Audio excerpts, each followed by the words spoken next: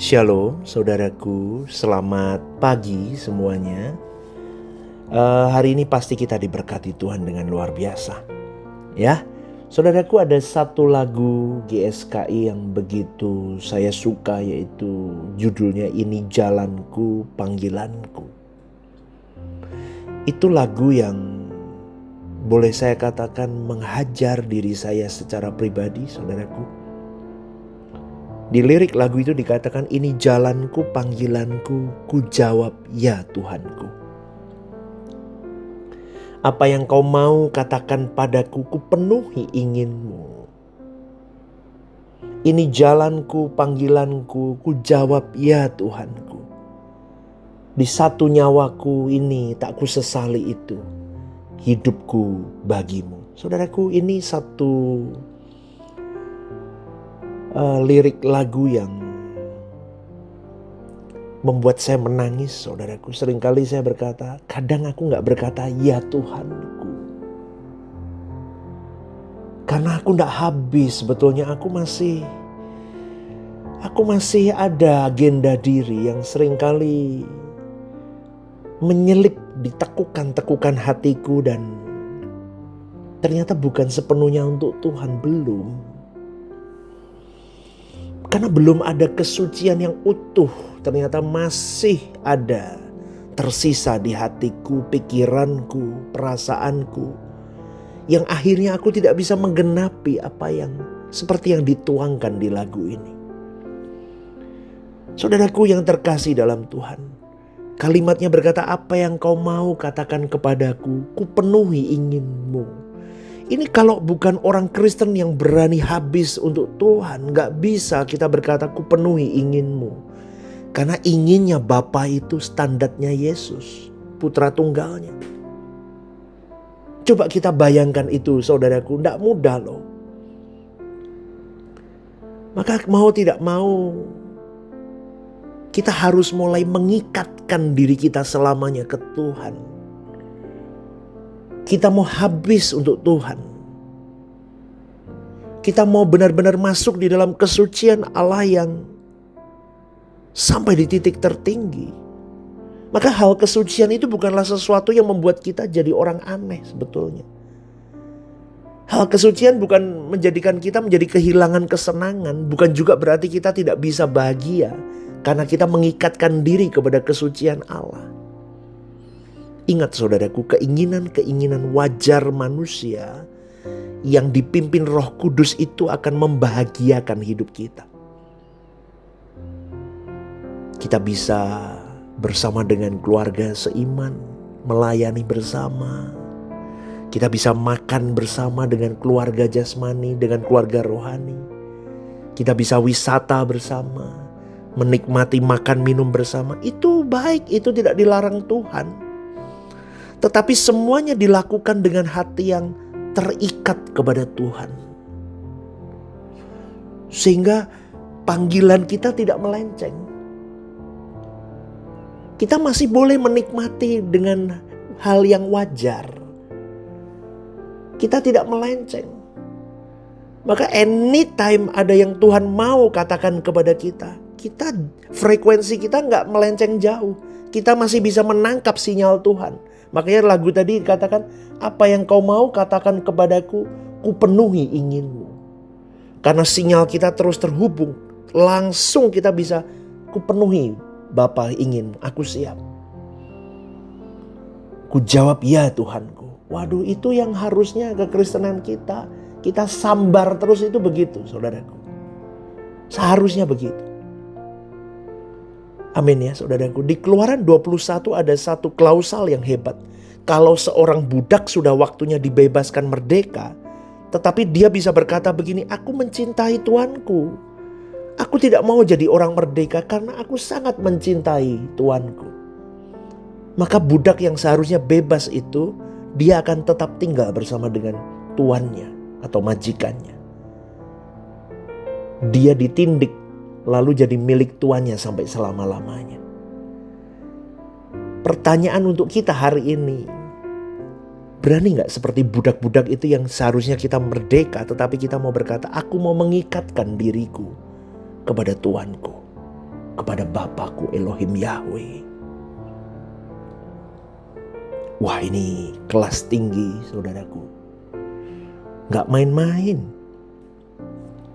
Maka lagu tadi jelas. Di satu nyawaku tidak kusesali itu.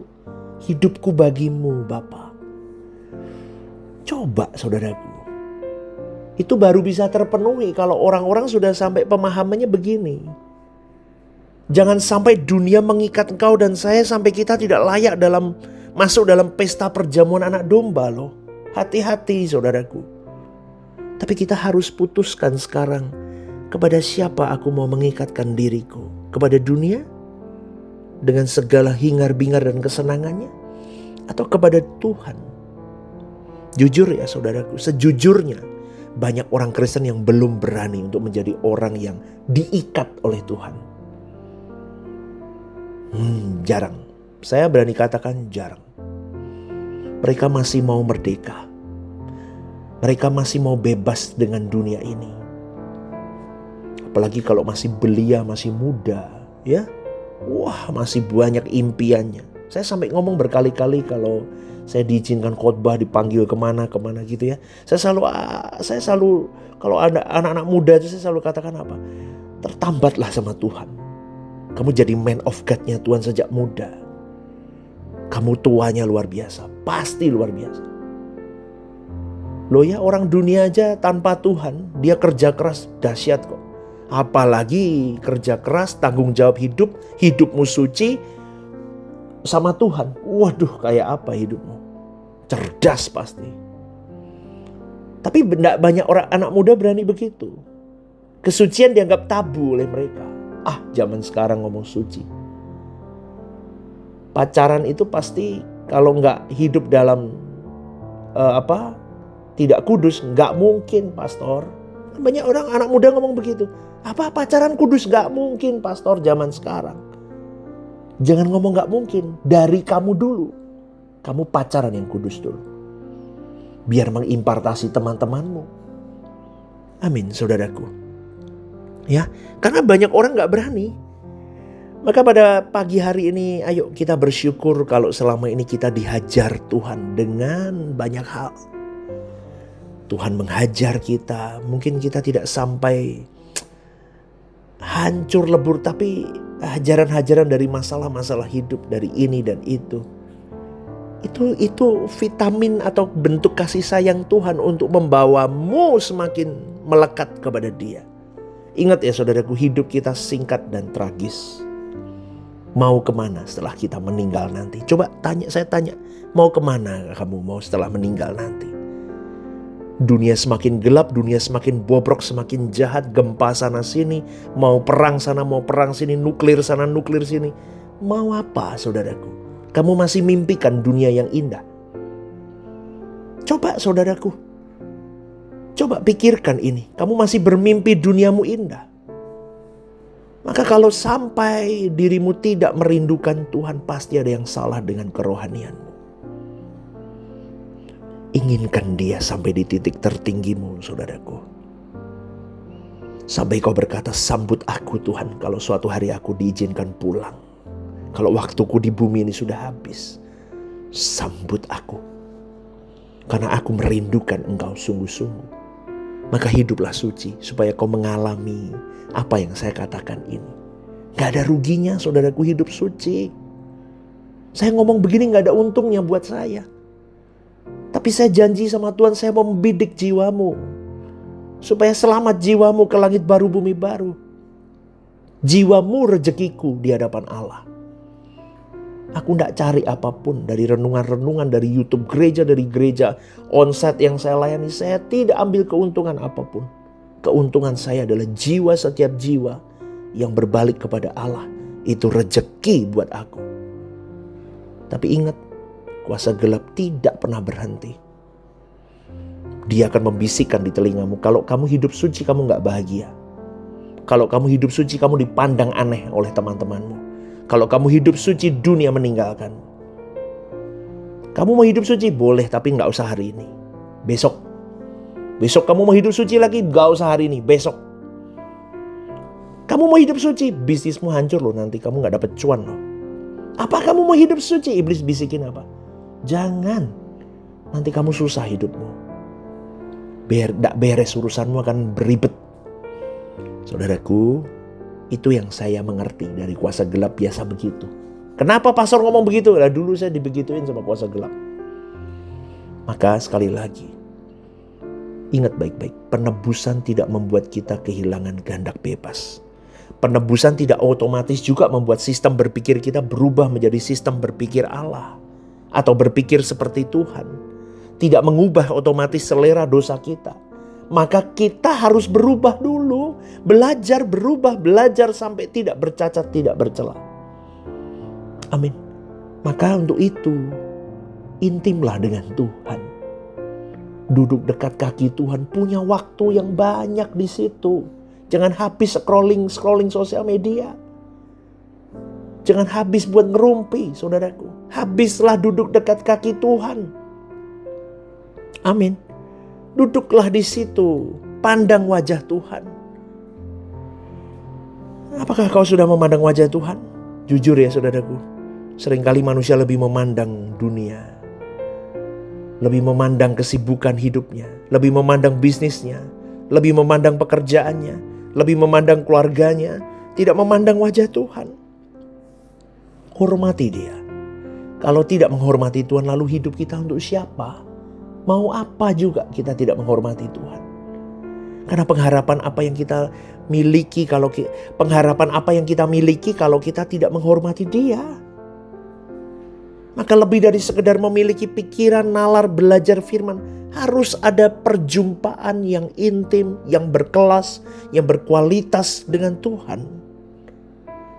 Dan karena kita berlatih terus tiap hari sejak dulu, jadi kita mau belajar menjaga kesucian dalam segala hal.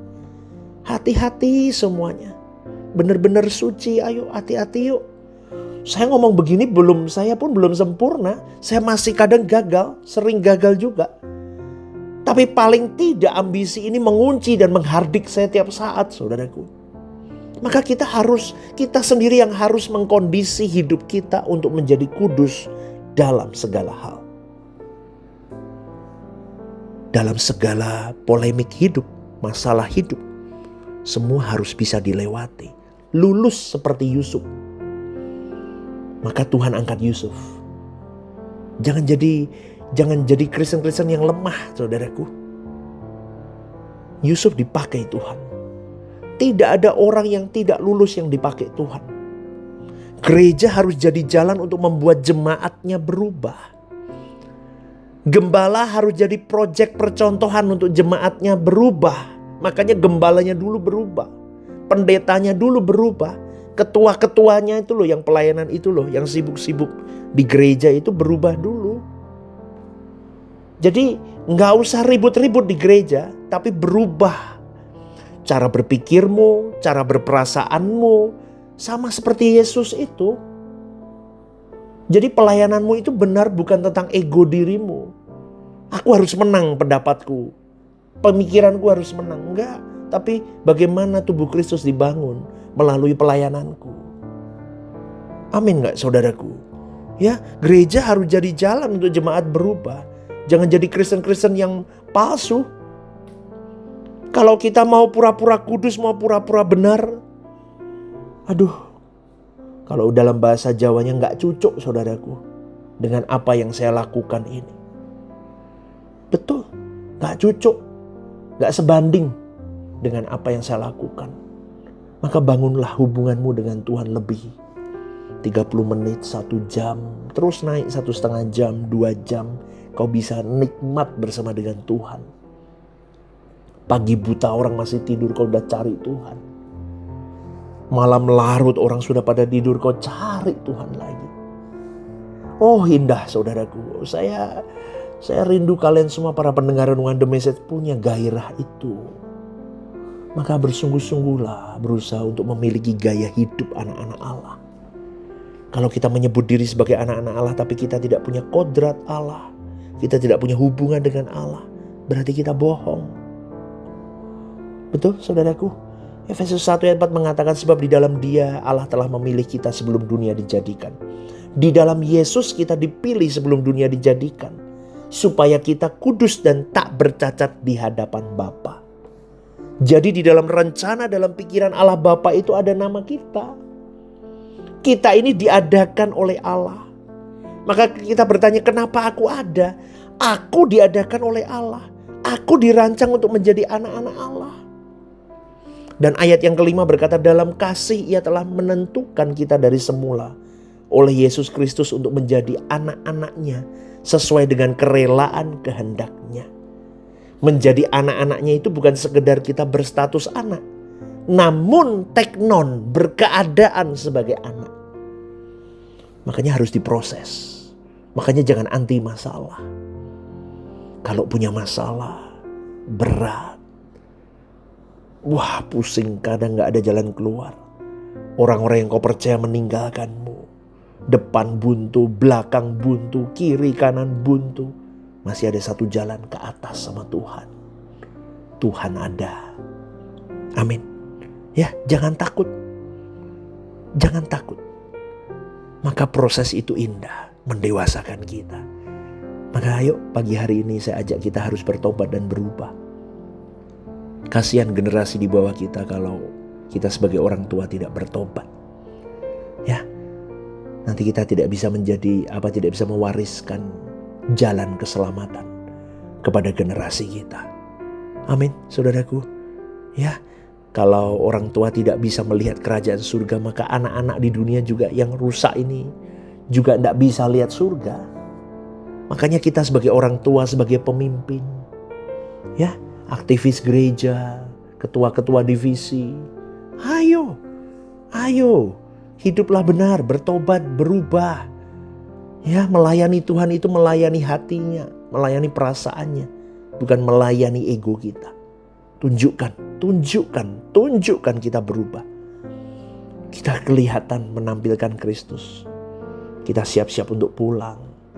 Karena kita mau berkata, dunia bukan rumahku. Ini tempat aku mempersiapkan diri masuk ke dalam kekekalan abadi. Maka aku secepat mungkin, sebanyak mungkin membawa banyak jiwa untuk kepada Tuhanku. Amin, saudaraku. Selamat pagi ya, selamat beraktivitas. GSK Area Bot Semarang, One Vision, One Heart for Harvesting. Tuhan memberkati.